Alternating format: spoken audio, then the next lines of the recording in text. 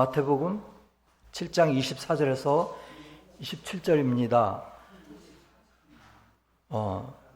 그러므로 누구든지 나의 이 말을 듣고 행하는 자는 그 집을 반석 위에 지은 지혜로운 사람 같으리니 비가 내리고 창수가 나고 바람이 불어 그 집에 부딪히되 무너지지 아니하나니 이는 추수를 반석 위에 놓은 까닭이요 나의 이 말을 듣고 행하지 아니하는 자는 그 집을 모래 위에 지은 어리석은 사람 같으리니 비가 내리고 창수가 나고 바람이 불어 그 집에 부딪힘에 무너져 그 무너짐이 심하니라.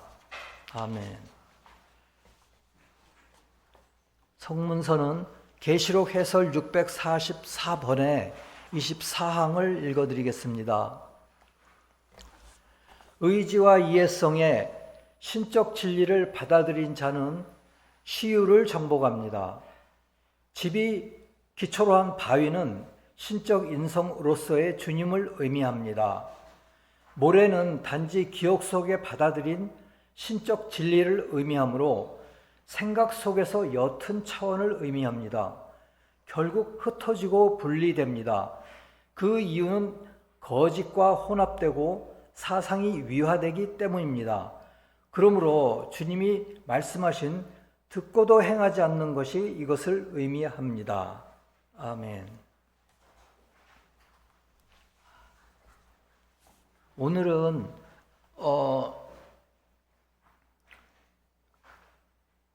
지난 그 주에 많은 폭풍우가 와서 어떤 나라에서는 집이 다 무너지고 많은 환난이 있었습니다. 그래서 오늘은 특별히 바위 위에 선 집에 관해서 말씀드리고자 합니다. 우선 주님은 산상수훈에서 새로운 복음을 선포하셨습니다.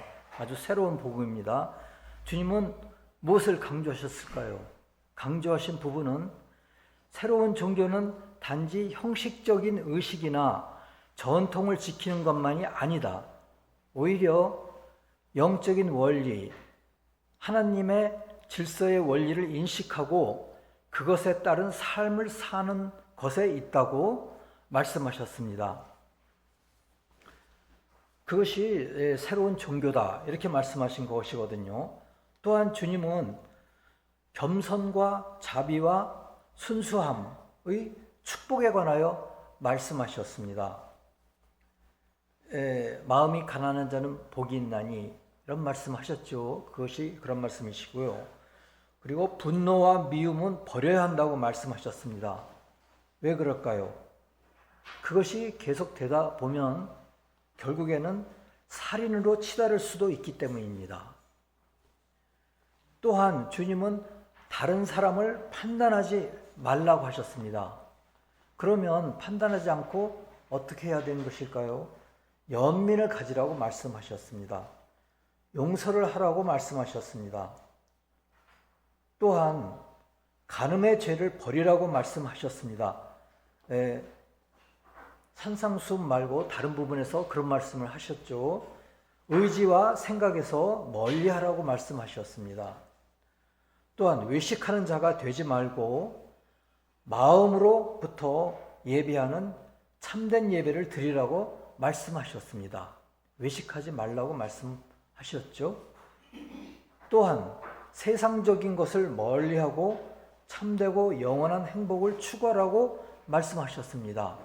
너희가 두 주인을 섬기지 못하리라 말씀하신 것이 바로 이런 말씀이십니다. 주님은 이러한 것들을 지키는 사람들에게 무엇을 약속하셨을까요? 주님의 보호를 약속하셨습니다. 주님의 섭리의 보호를 약속하셨습니다. 또한 나무는 그 열매를 보아 알 수 있다고 말씀하셨습니다. 심지어 열매 맺지 못하는 나무는 베어 버리라고까지 말씀하셨습니다. 주님은 우리 각자의 이웃에 대하여 우리가 얼마나 이웃 사랑의 열매를 맺는가에 따라서 판단하신다고 말씀하셨습니다. 그러면 마태복음 7장 24절에서 27절을 다시 한번 보겠습니다. 24절은 주님의 말을 듣고 행하는 자는 그 집을 반석 위에 지은 지혜로운 사람과 같다.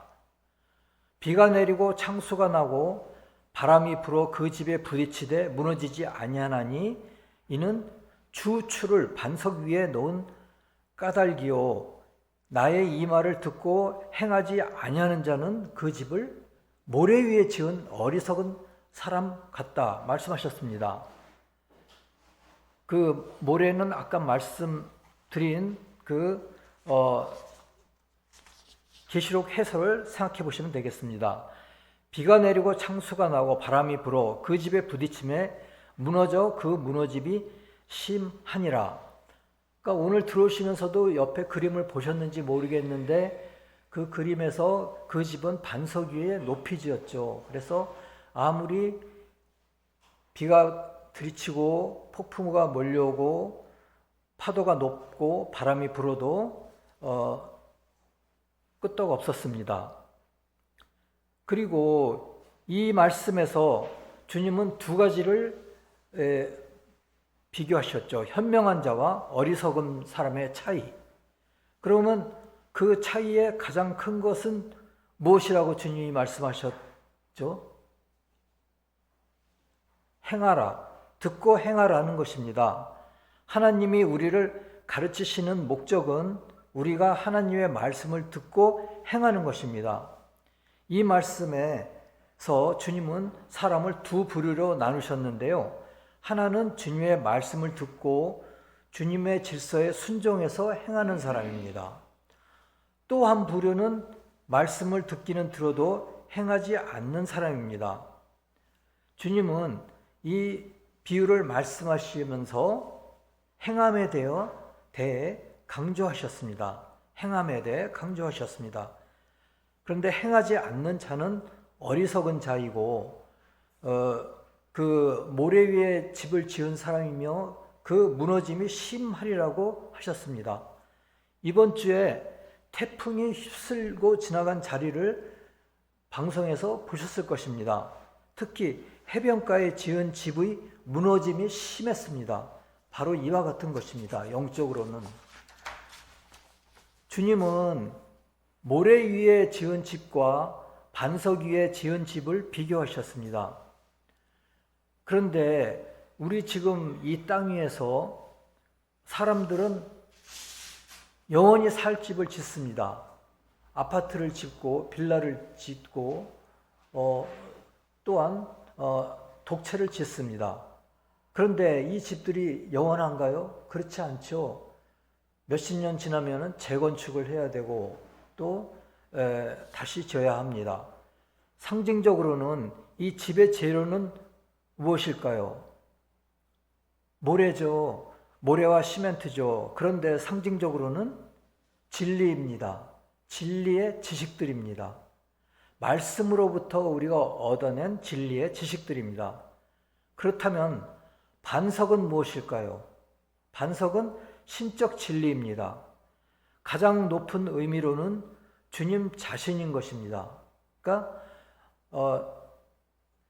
진리는 진리이되 주님으로부터 오는 신성한 진리, 신적 진리, 그 위에 집을 짓는 것이고요. 또한 가장 높은 의미로는 주님 자신입니다. 즉 우리가 주님에 대한 신앙 위에 집을 짓는 것입니다.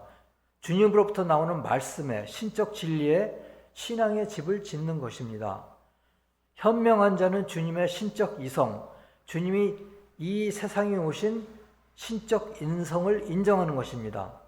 주님을 메시아로서 그리스도로서 인정하고 그런 사람들이 현명한 자들이고 반석 위에 집을 짓는 것입니다. 인정하면서 주님의 말씀을 따라서 행하고 또 내적으로 주님으로부터 오는 진리를 인정하는 사람들이 반석 위에 집을 짓는 것입니다. 그러면 마태복음 16장 13절부터 18절까지를 읽어보겠습니다. 예수께서 빌립보 가이사랴 지방에 이르러 제자들에게 물어 이르시되 사람들이 인자를 누구라 하느냐? 이르되 더러는 세례 요한, 더러는 엘리야, 어떤 이는 예레미야나 선지자 중에 하나라 하나이다. 이르시되 너희는 나를 누구라 하느냐? 시몬 베드로가 대답하여 이르되 주는 그리스도시요 살아계신 하나님의 아들이시니이다 하고 말씀하셨죠. 17절에서 예수께서 대답하여 이르시되 바요나 시몬아 네가 복이 있도다. 이를 네게 알게 하니는 혈육이 아니요 하늘에 계신 내 아버지시니라. 또 내가 네게 이르노니 너는 베드로라. 내가 이 반석 위에 내 교회를 세우리니 음부의 권세가 이기지 못하리라. 지난주에 왕의 신하가 처음에는 주님을 선지자 중 하나라고 생각했다고 생각됩니다. 그런데 나중에는 아들이 낳게 되고 또 아들이 낳은 시각이 주님이 말씀하신 시각과 일치하는 것을 듣게 되고 그러면서 그리스도이심을 알고 또 온 식구가 믿은 것입니다. 그와 같이 오늘에 있어서도 가이사랴 지방에서 처음에는 선지자 중에 하나라고 생각을 하였지만은 베드로는 그리스도시요 살아계신 하나님의 아들이시니이다 말씀하신 것입니다. 그런데 반석은 헬라어로는 페트라인데 무슨 뜻일까요?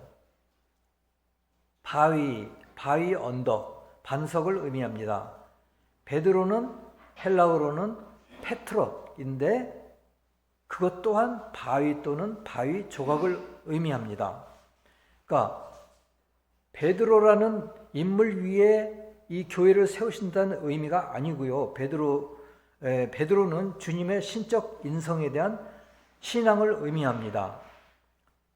이러한 주님의 신적 인성에 대한 신앙 위에 이러한 기초 위에 집을 짓는 것이 곧 바위 위에 집을 짓는 것이라는 것을 의미하는 것입니다.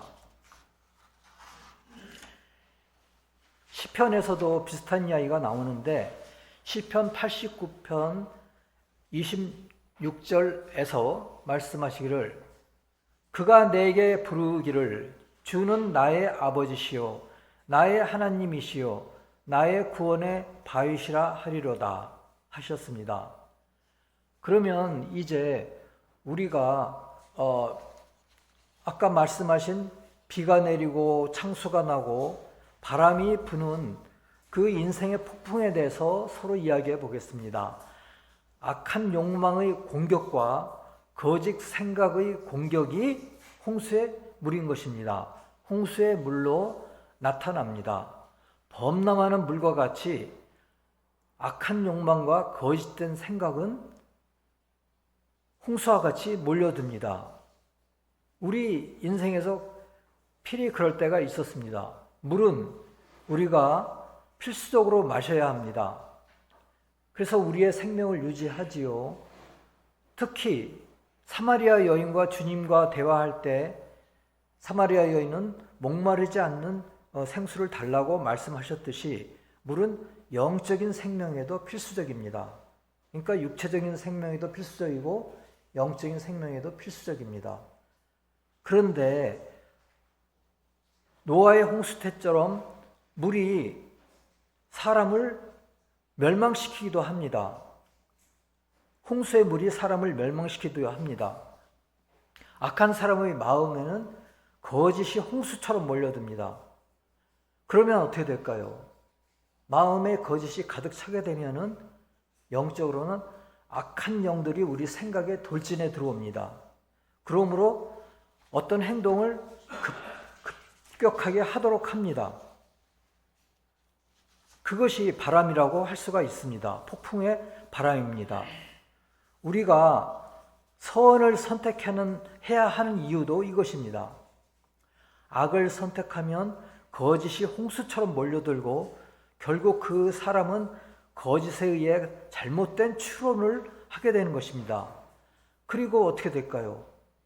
결국은 무너짐이 심하게 되는 것입니다.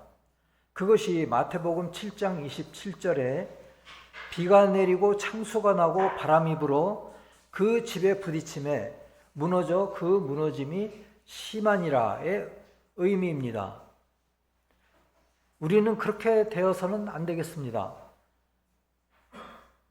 우리가 반석 위에 집을 지을 때 그때 우리는 다음 생에서 원하지 않는 삶을 살지 않게 되고 또 행복한 삶을 살게 되는 것입니다. 인생 여정에서 모든 사람은 풍랑을 맞게 됩니다. 우리는 육체적으로, 정신적으로, 자연적으로, 영적으로, 또 내적으로, 외적으로 커다란 시우를 겪게 됩니다. 또 돌이켜보면 겪었습니다. 그러나 주 예수 그리스도를 한 하나님으로 인정하는 신앙을 가지면 어떨까요? 신성한 진리를 알고 이해하고 믿고 행하면 어떨까요? 주님의 이러한 말씀을 듣고 행하면 어떻게 될까요? 그는 풍랑에서 살아남을 것입니다. 지옥의 문이 그를 넘보지 못할 것입니다. 우리도 이렇게 살아남아서 여기 앉아 있는 것입니다. 그리고 저도 이렇게 서 있는 것입니다. 그것을 주님께 감사합니다. 그러면 이제 아까 모래 위에 지은 집을 말씀드렸는데 그럼 그 모래에 대해서 자세히 한번 알아보겠습니다. 그 모래는 기억 안에서의 모래라고 할 수 있고요. 계시록에서 644번의 24항을 다시 한번 보겠습니다. 의지와 이해성에 신적 진리를 받아들인 자는 시유를 정복합니다. 집이 기초로 한 바위는 신적 인성으로서의 주님을 의미합니다. 모래는 단지 기억 속에 받아들인 신적 진리를 의미하므로 생각 속에서 옅은 차원을 의미합니다. 그러니까 기억 속에 받아들이기는 했어도 그것은 옅은 차원입니다. 우리 영혼에서 옅은 차원입니다. 그러면 이것을 어떻게 반석으로 만들까요? 이 옅은 차원의 모래는 결국은 흩어지고 분리됩니다. 그 이유는 거짓과 혼합되고 사상이 위화되기 때문입니다. 그러므로 주님이 말씀하신 듣고도 행하지 않은 것이 이것을 의미합니다. 듣고도 행하지 않는 사람들이 가지게 되는 진리는 모래와 같이 결국 이러한 운명을 맞게 되는 것입니다. 반대로 우리가 듣고 행한다면 어떻게 될까요? 선에 대한 사랑과 의지가 기억 속에 받아들인 진리와 합해서 그 진리가 응집되고 단단하게 굳어서 바위가 될 것입니다. 그 위에 우리가 집을 짓게 되는 것입니다. 사랑은 인간의 생명입니다. 의지와 사랑은 하나가 되어야 합니다. 또한 의지와 사랑과 또 기억 속의 진리는 하나가 되어야 합니다. 애정과 생각과 행동은 하나가 되어야 합니다. 그런데 이러할 때 선한 의지는 누구로부터 올까요? 주님으로부터 옵니다. 그리고 생각은 말씀의 진리로부터 옵니다. 그래서 이 둘이 하나가 되어 우리가 그것으로부터 행할 때 우리 집은 바위 위에 반석 위에 견고히 설 것입니다. 이것이 주님께서 말씀하신 베드로 너희 위에 새로운 교회를 지으라고 하는 의미입니다. 그러면 우리 지옥의 불길이 우리를 해치지 못할 것입니다.